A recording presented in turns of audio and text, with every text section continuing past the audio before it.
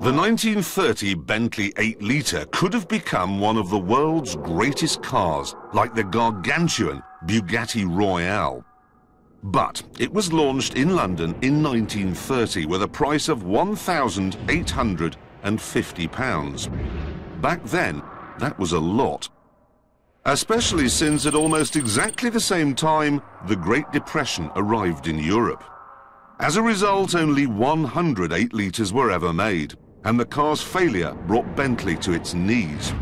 Within a year, it was sold to Rolls-Royce. Of those 100, only 78 are left, and every one is unique. This was a time when companies like Bentley sold you the bottom half of a car, the chassis, engine and wheels, and then left you to find a coach builder for the body and the seats and the roof. So this car shares its huge 220 horsepower, 6-cylinder engine and 21-inch wheels with all the other 8-litres, but the rest, that was always a one-off. On this one, for example, the roof opens down the middle, so when it rains, those on the left could opt to get wet, while those on the right could stay dry. Strangely, it was an idea that didn't catch on, just like the rest of the Bentley 8-litres.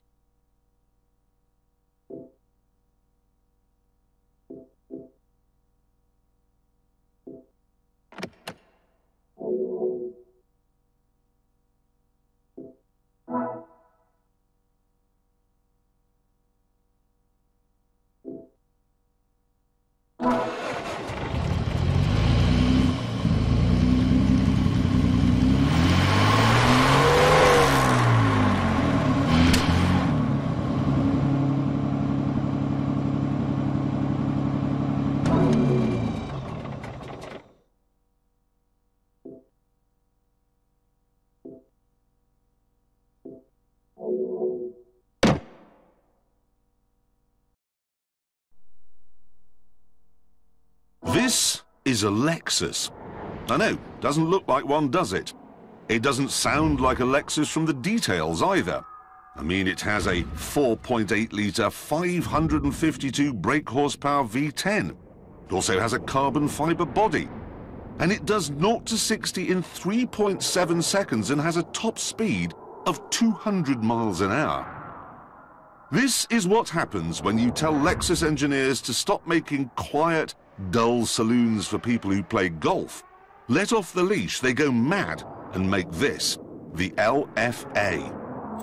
A car that sounds like an F1 racer and goes like a Ferrari 458, as it should when you discover that it costs twice as much. But just to prove they haven't forgotten their insane attention to detail, the Lexus boffins have given it dashboard vents that gently waft from side to side to make sure the air is evenly distributed around the cabin. This is a Lexus in the same sense that I'm a 400-meter runner. In other words, it isn't a Lexus at all. What this is Toyota showing exactly what they're capable of. And it turns out that what they're capable of is quite a lot.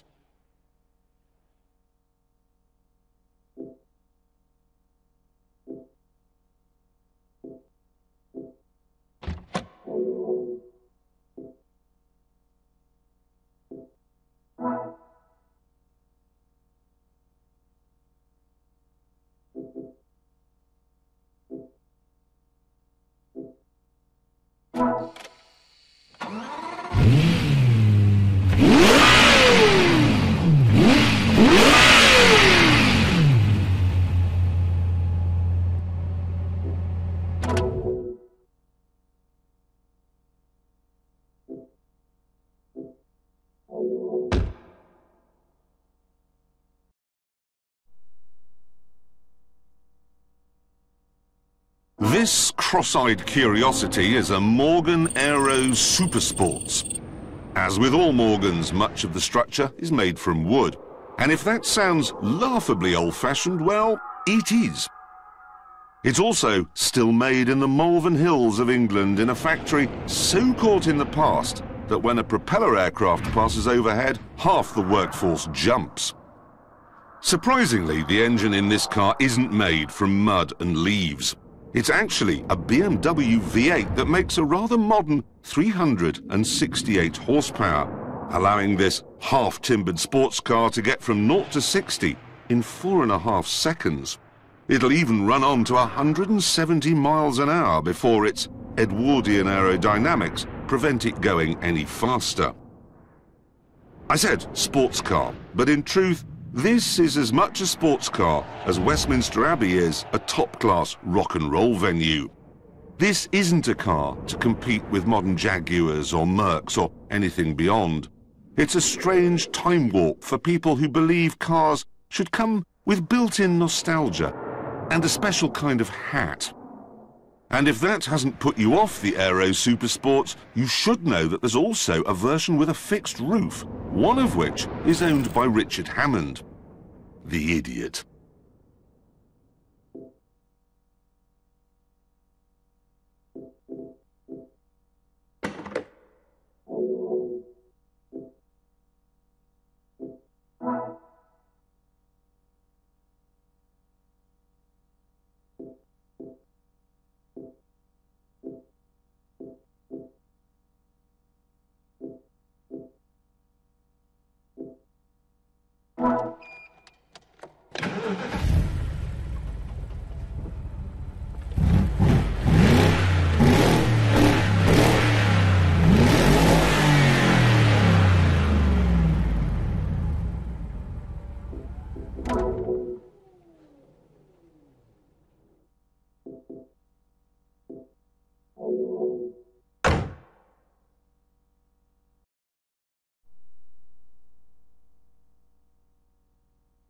A normal BMW 5 Series can be as interesting as travelling to Switzerland to buy some socks. But this isn't a normal 5 Series. This is the brand new BMW M5. Like previous versions of the M5, you wouldn't know it's anything out of the ordinary, unless you're an industrial-strength Class 1 ocean-going car bore. There are slightly swollen arches, fractionally bigger air intakes, and a set of subtle vents in the wings. But overall, it looks like the 520 that your dentist drives. And that's always been the genius of M5s, right back to the original of 1985. They may look quiet and unassuming, but they go like a stabbed badger. And this new one should be no exception. Gone is the rather drony V10 from the old M5, and in its place is a 4.4-litre twin-turbocharged V8 making over 550 horsepower. The pointlessly complicated and stupidly annoying gearbox of the old car has gone too, to be replaced by a 7-speed double-clutch flappy paddle system that should make changes as silky as Pierce Brosnan's underpants. So, it's as discreet as a Victorian butler, yet it's powerful enough to pop a kidney. It is, in short, another classic BMW M5.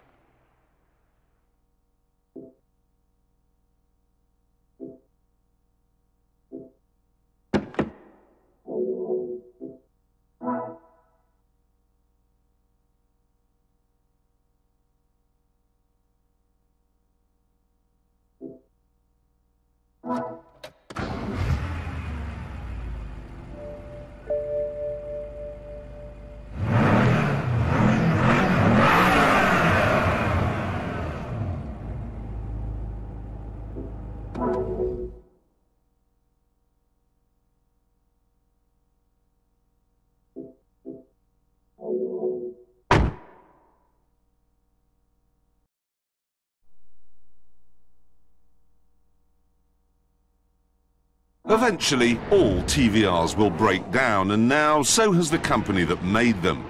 That's a shame. Nothing was a bad idea at TVR. They tried to reinvent the door handle. They made front wings that appear to have been attacked by a mad axeman. They got the company dog to help with the styling. Obviously, there was no guarantee that your TVR would start of a morning, and even less of a guarantee that once it was going, it wouldn't attempt to fling you into a field of sprouts. But the insanity was just part of what made TVRs so special. Given their inability to make anything work properly, It was yet another example of their madness that they made their own 4-litre straight-six engine. Still, in a car this light, it meant 0 to 60 in 3.7 seconds and a top speed of 185 miles an hour. TVRs were the snorting, grunting, swivel-eyed lunatics of the car world, and were somehow worse off without them.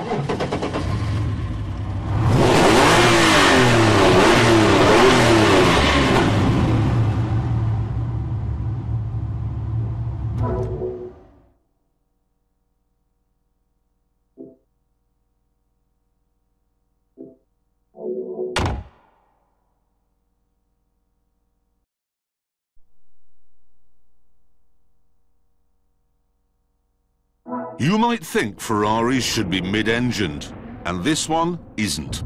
You might think Ferraris should have V12s, and this one doesn't. It's called the California, and you have to ask, what's the point of it? Certainly, it's not very pretty, and it has literally the worst built-in telephone of any car in the world. Unless, of course, you've always wanted to spend your life accidentally phoning everyone you know whose name starts with A. But on the plus side, it's got a folding metal roof, it's reasonably nice to drive, and it means Ferrari can take money from people who might previously have bought a Mercedes SL, which means they can afford to develop proper, wonderful supercars like the 458. So, you see, the California does have a point, after all.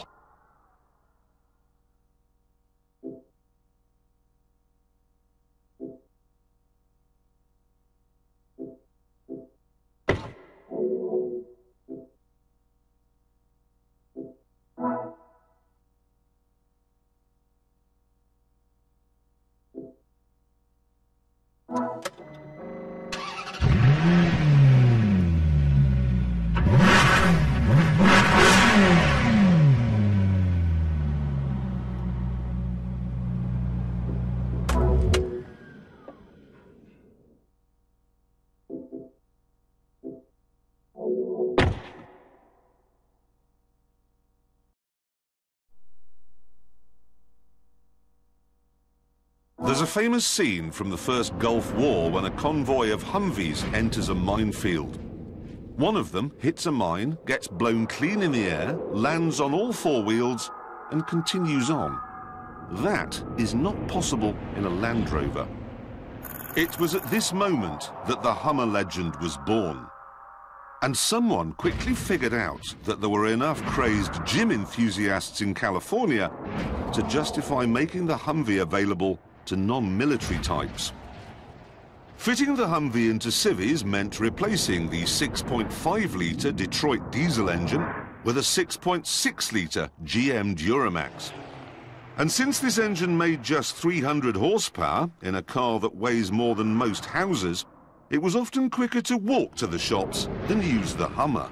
Still, if between you and the shops was a 22-inch obstacle to be cleared, or a puddle 30 inches deep, or a minefield, the Hummer H1 was the car for you.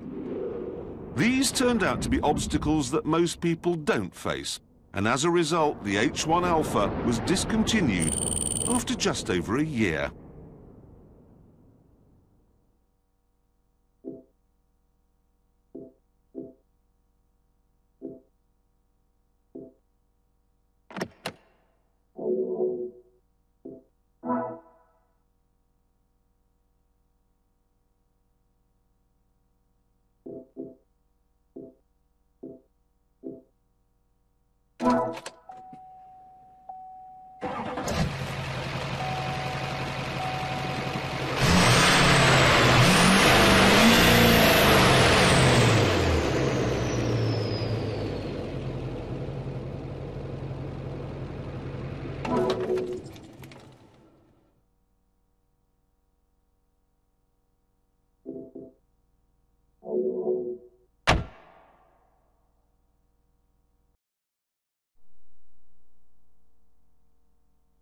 The Koenigsegg CCX holds a special place in Top Gear history.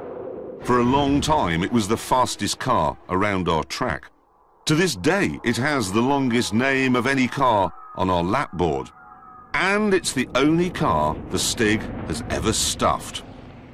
Stig's accident wasn't small, but then it wouldn't be with a 900 horsepower, twin supercharged, 4.5-litre V8 pushing him towards the tyre wall.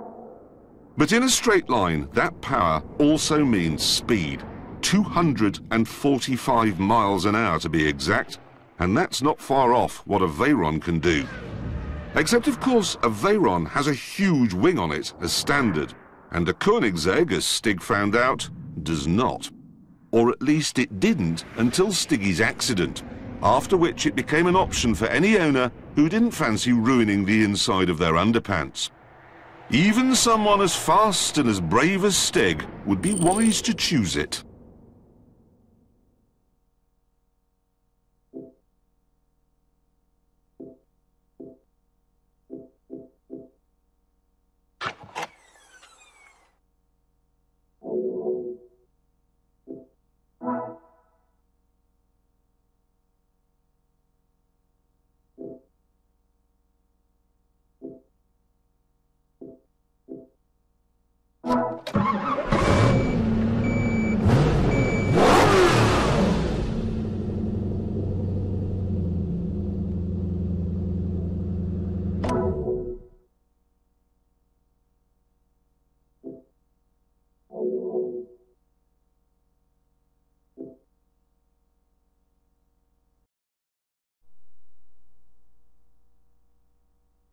Spyker was a Dutch company that went out of business in 1925, apparently.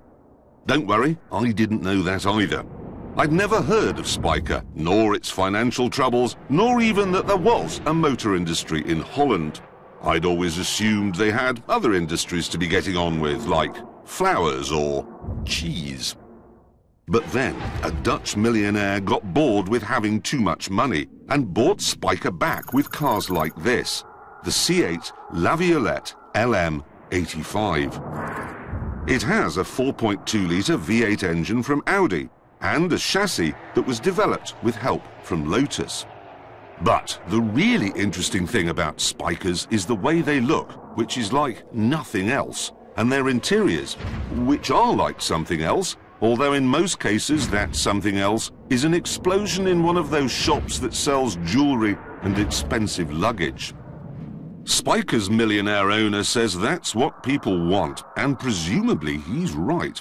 Because when most restarted car companies fail within 7 minutes, Spyker is now doing so well, it recently bought Saab.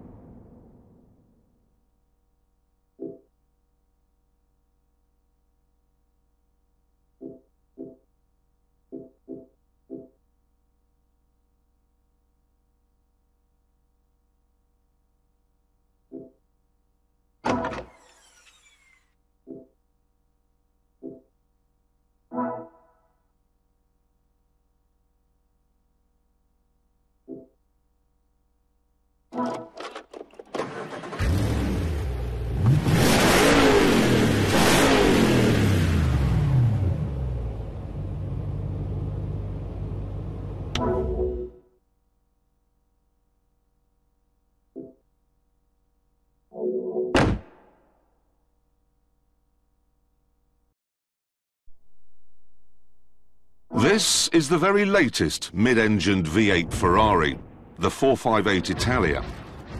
Pretty, isn't it? And that's not something you can say about many of their efforts from the last few years. The 430 had a front end like a leering idiot. The 348 looked like it had crashed into a Venetian blind showroom. But this looks just right. Its appearance isn't just for show either. Those black fins in the front grille flex under air pressure, so the faster you go, the more they bend out of the way to improve aerodynamics. And there are no engine intakes to spoil the sides because they've been moved underneath the car.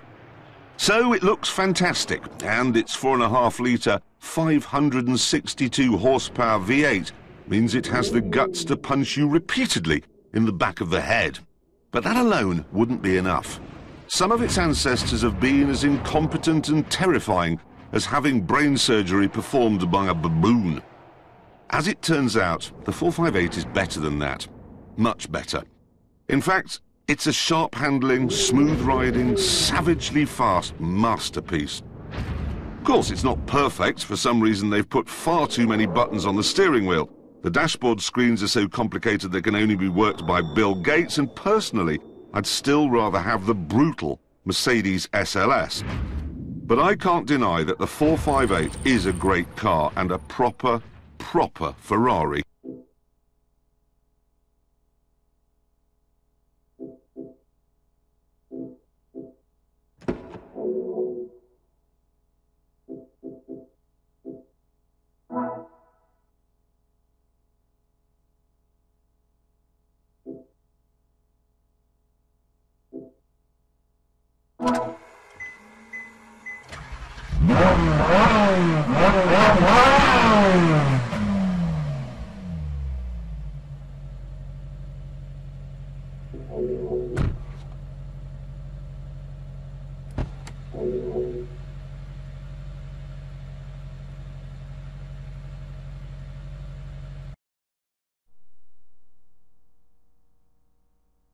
This is the Aston Martin 177. Compared to Vantage and Vanquish, it is a rubbish name, and frankly the car deserves better, because it is the most powerful and most expensive Aston Martin of all time. At the front is a 7.3-litre V12 making 700 horsepower, which would be remarkable on its own. But it's even more amazing when you discover that this car weighs less than Aston's own V8 Vantage. They ran the 177 prototype up to 220 miles an hour before the driver backed off. According to Aston, it could go even faster. Whether you'd want to is another matter. Firstly, because it costs £1.3 million, and it would be a shame to break it. And secondly, because, well, just look at it. The underneath of the 177 is made from huge, beautiful sheets of carbon fibre, copied from Aston Martin's Le Mans races. And on top is a hand-beaten aluminium skin made by the same 200-year-old men who've been making Aston Martins since 1913. If only it had a better name.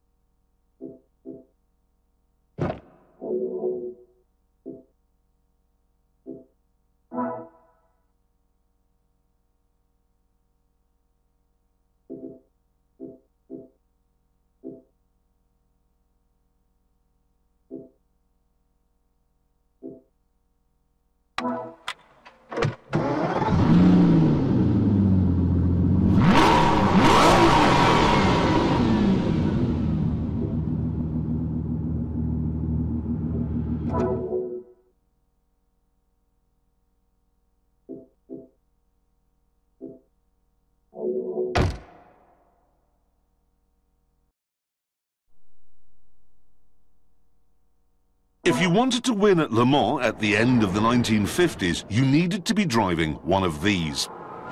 The Ferrari 250 Testarossa wasn't just beautiful, it was frighteningly effective.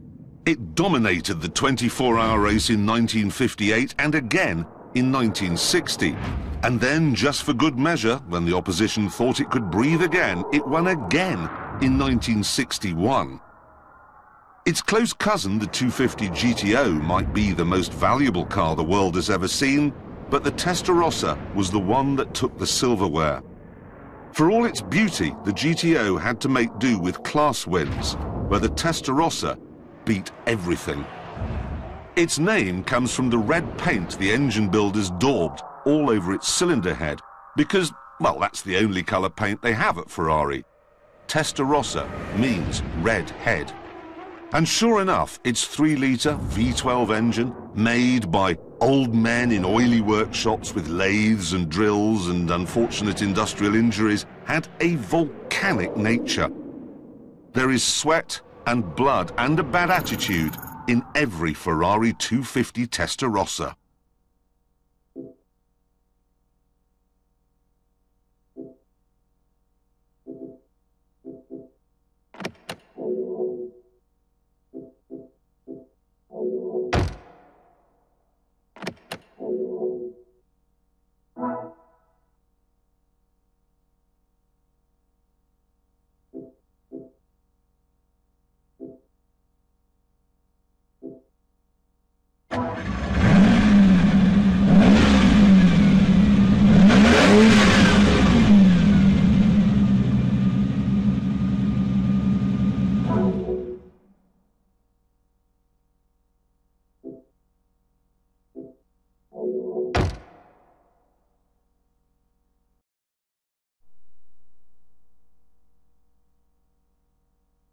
If you like your racing cars to sound like the god of thunder treading on a drawing pin, you won't like the noise made by this, Peugeot's Le Mans winning 908, because it sounds rather like a vacuum cleaner.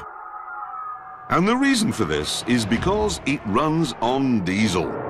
As dreary news goes, though, this isn't as bad as it could be, because the diesel engine in question is a 5.5-litre twin-turbo V12 with 730 horsepower and nearly 900 torques. That is a lot. And it means that even with a wing the size and length of a cocktail bar on the back, it can still reach over 250 miles an hour on the long Le Mans straights. The combination of speed and the fewer pit stops demanded by diesel economy mean Peugeot was a dead cert to win the 24-hour race in 2007. Except it didn't, because Audi fetched up with a diesel car that was even faster and even more reliable.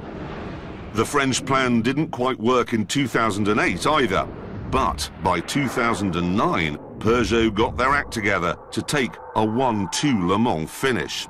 Normal service was resumed in 2010.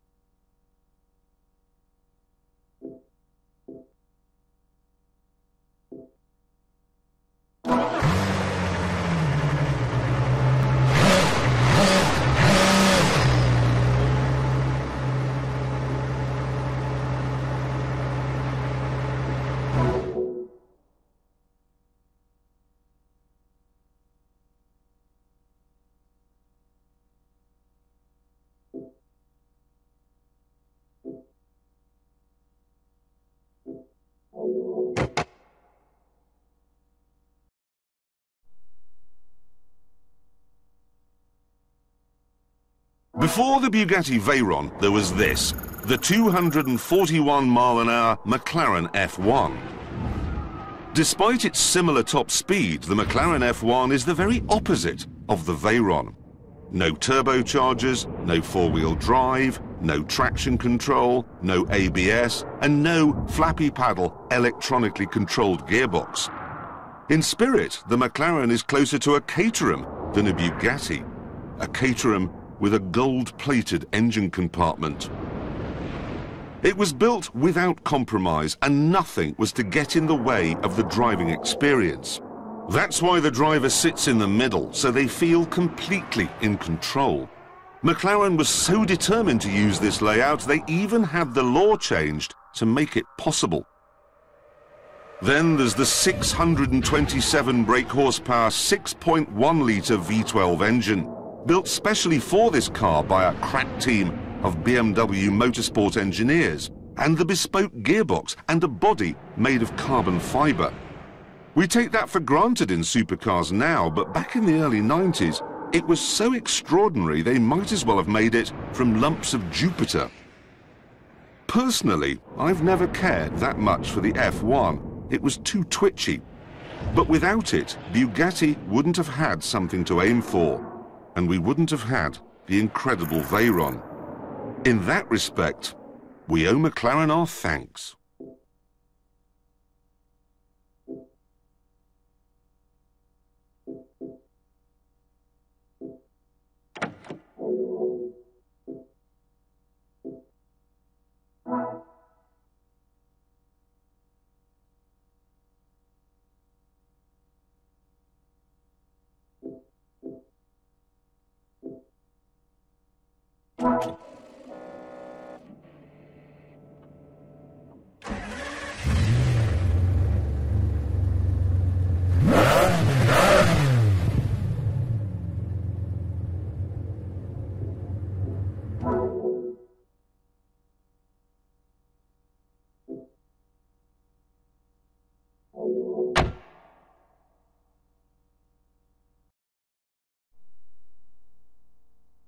Naming a car company after yourself is fine if you're called Ferrari or Pagani or Lamborghini or even Morgan.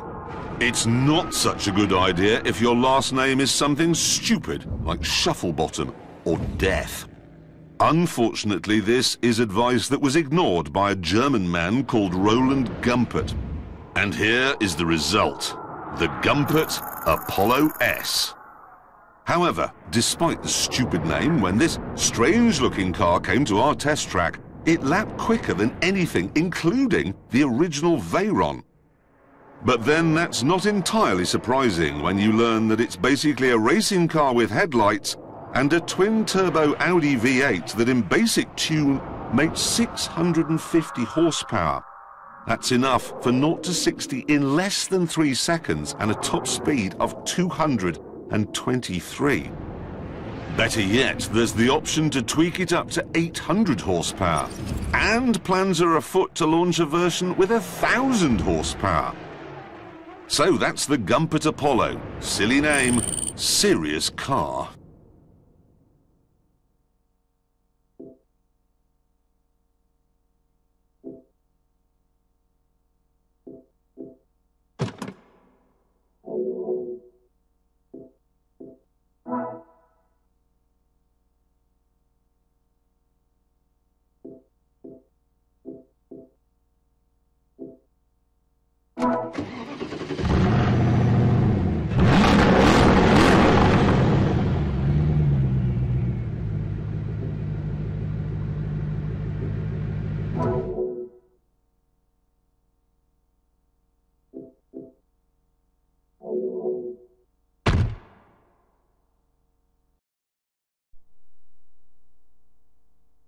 Back in 1995, Ferrari had a problem.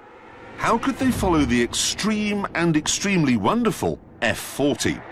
The answer was this: the F50, a road-going Ferrari with the V12 engine from a Formula One car bolted in the back.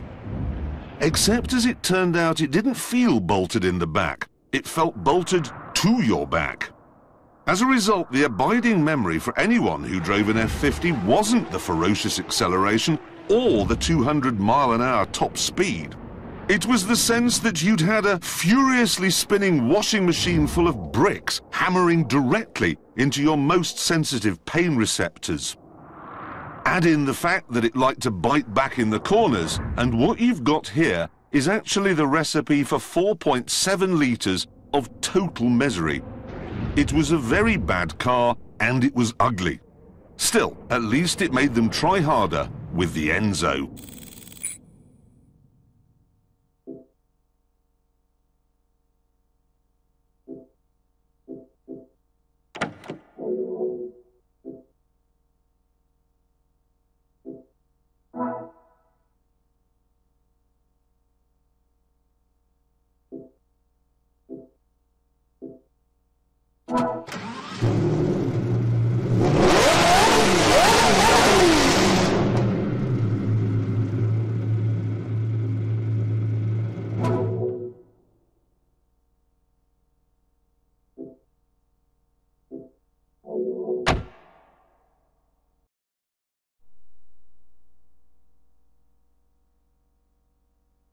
In Italy, you don't take the name of the father in vain. So when Ferrari decided to call this car the Enzo, you knew they had something special in mind. Something that would take supercars onto another level of speed, of handling, of fury. Such fury that after 3 full-bore standing starts, you have to send the car back to Italy for a new clutch. The Ferrari Enzo marked the point at which supercars became like modern fighter jets, demanding complicated electronics to keep them under control.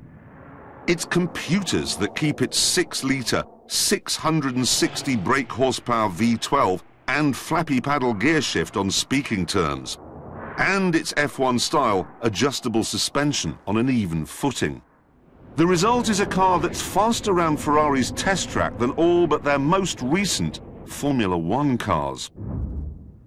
The Enzo's V12 went on to even greater things in the insane FXX and the psychotic 599 GTO, both cars that need even more men with laptops to keep them under control. But for Ferrari, the Enzo was Genesis. They only made 399 of them, and then the factory built a 400th for a very particular customer, the Pope. That's how special you have to be to have one.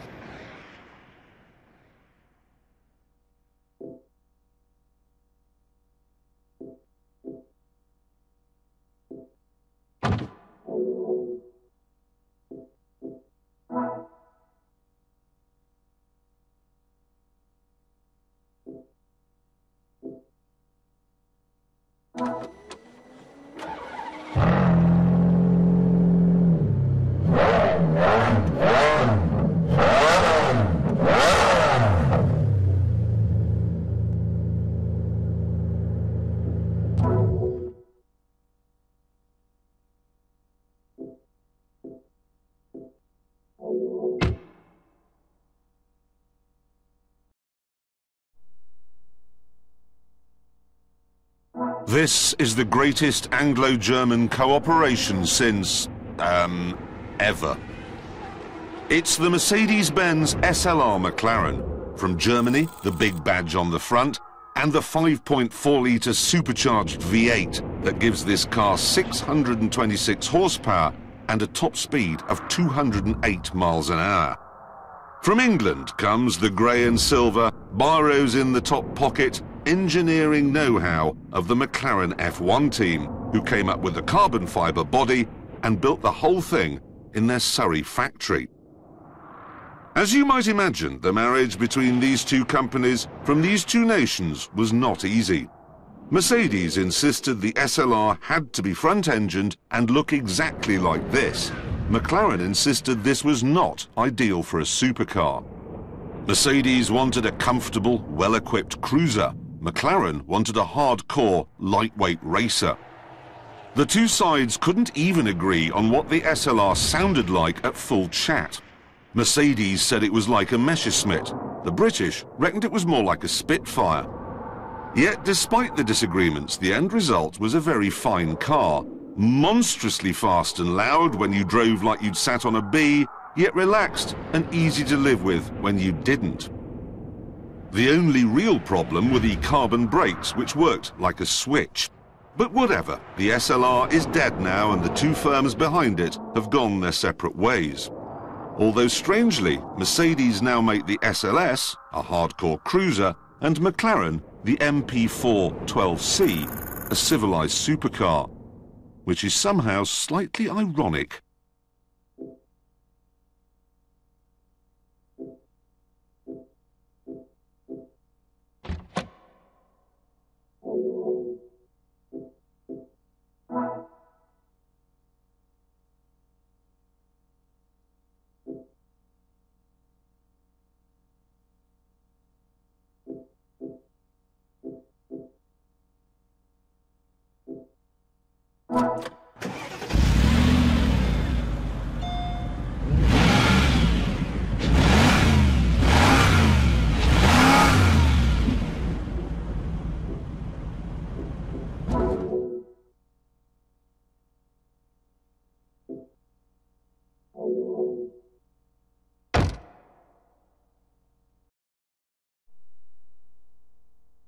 This is not just the greatest car Mercedes makes.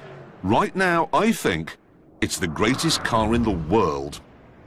It's more powerful than a Ferrari 458, it's a little bit louder than a Lamborghini, and it's way more fun than the 911 RS GT Turbo 3S, or whatever this week's Ultimate Beetle is called. This is the thinking men's supercar, the Mercedes SLS.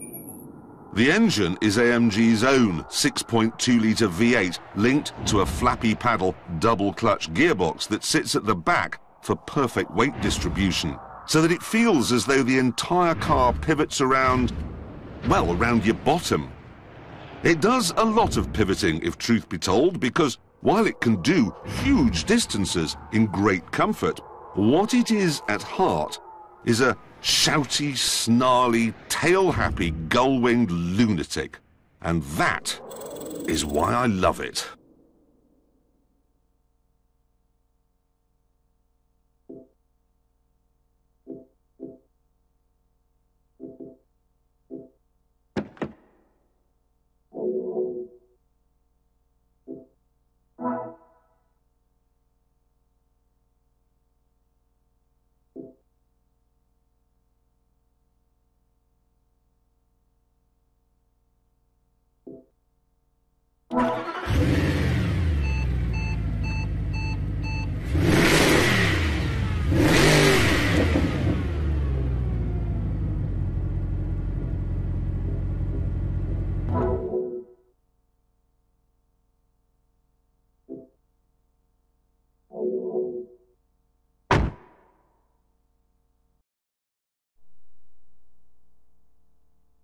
This is only the third Ferrari in history to be called a GTO.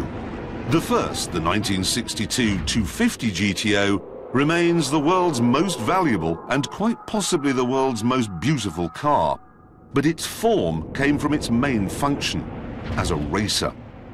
Likewise, GTO number 2, the 288 of the 1980s, was also made to go racing, only for the rules to change at the last minute, leaving it with nowhere to race.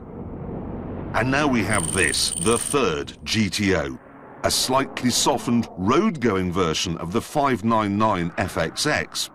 It has 670 horsepower and a sense that it's constantly plotting new and exciting ways to physically harm you. But that's not the only reason why I don't much care for this car. The real reason I'm no fan is because the O in GTO means homologation. It means racing. And this 599 will never race, nor was it ever intended to. In essence, then, it's just a lightened, pumped-up version of the car a successful plastic surgeon would drive.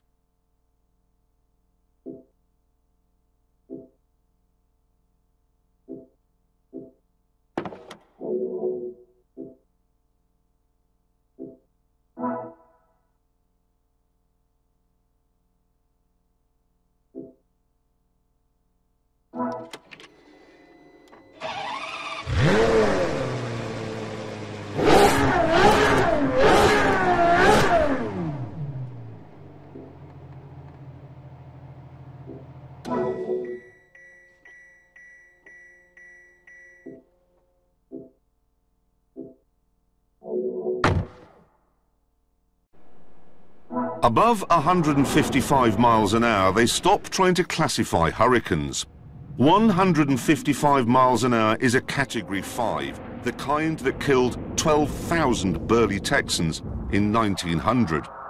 There is no Category 6, because if there was, there'd be nobody left to classify it once it had passed.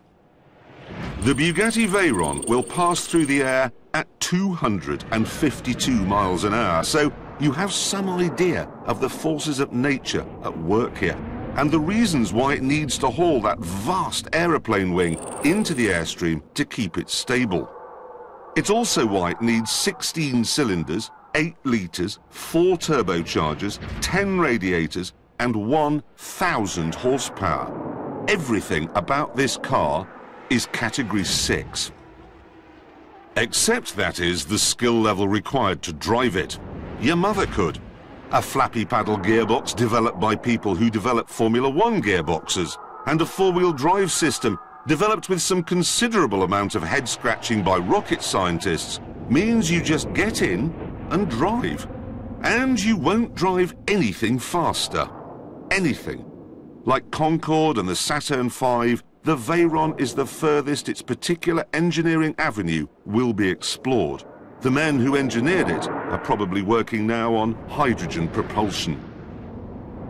There is no longer a place in the world for a car that will, with a twist of the special extra key required to dial in that hurricane-beating top speed, consume a set of 10,000-pound tyres in just 300 miles. And that makes me sad.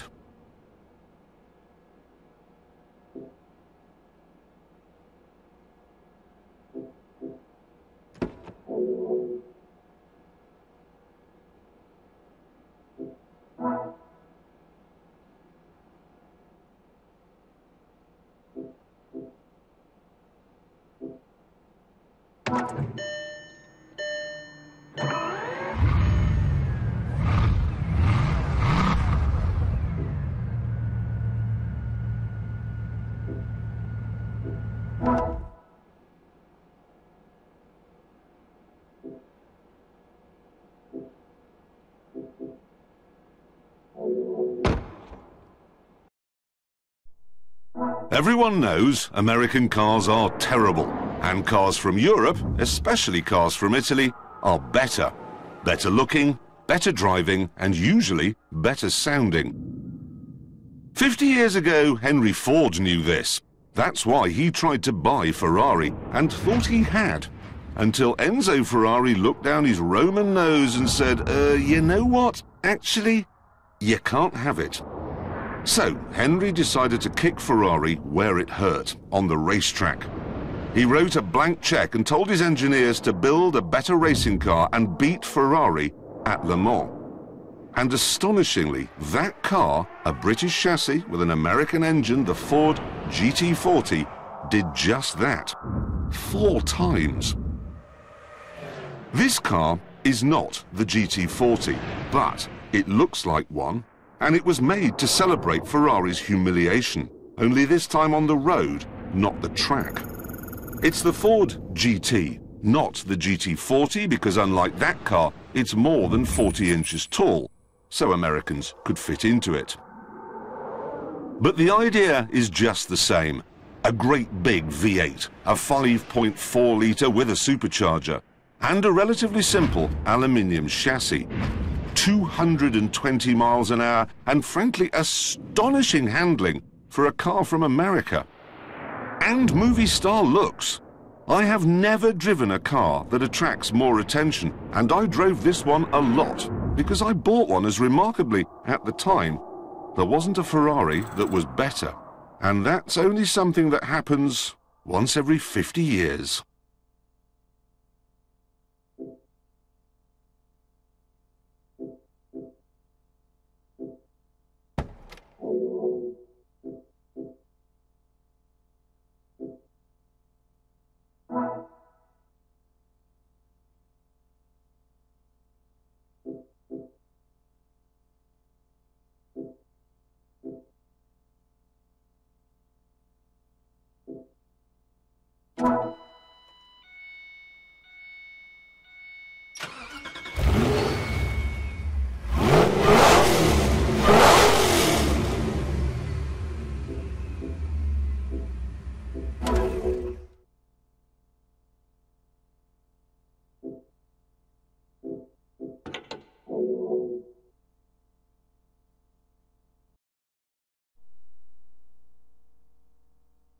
If you think the Lamborghini Murcielago isn't rare or special enough, this is the car for you. It's called the Reventon. And if you think it looks like an F-22 Raptor stealth fighter, you'd be right. That was the idea. Except on the Raptor, all the strange surfaces and matte black paint are meant to make it look more discreet. But this car is a Lamborghini, and Lamborghini doesn't know the meaning of discreet. Certainly there's nothing even remotely discreet about the monstrous 6.5-litre, 640 horsepower V12. Firing that up is like strapping a unicorn to the roof and driving around shouting, "Look at me!" through a loud hailer. Mind you, frankly, you've more chance of seeing a unicorn than seeing a Reventon, because Lamborghini made just 20 of them. Although if you do see one, you'll almost certainly remember it.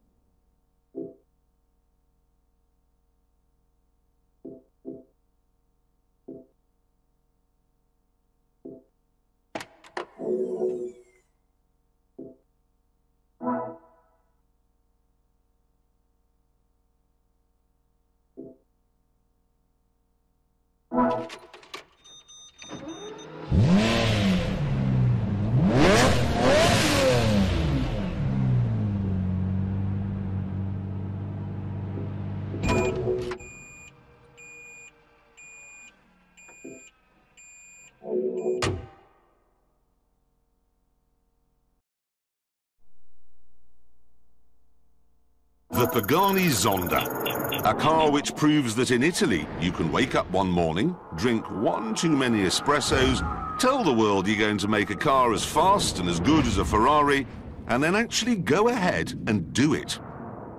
This particular version, one of a baffling array of Zondas over the years, is the Cinque, a road-going version of the feral, track-only Zonda R.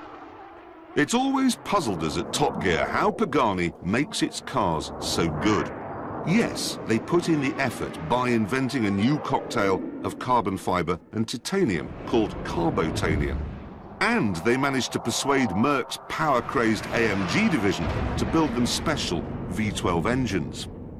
But that's not enough on its own. What Pagani really understand is that a supercar should be loud and dramatic, and fast enough to make your eyeballs turn to putty. They also make cars that are incredibly easy to drive. Many men in sheds try to make supercars, and they get it wrong. But Pagani, as we see here, consistently gets it right. Very, very right.